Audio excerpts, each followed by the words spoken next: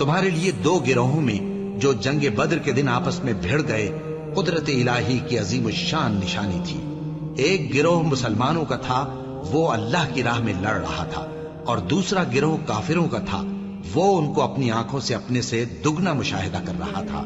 اور اللہ اپنی نصرت سے جس کو چاہتا ہے مدد دیتا ہے۔ جو اہل بصارت ہیں ان کے لیے اس واقعے میں بڑی عبرت ہے۔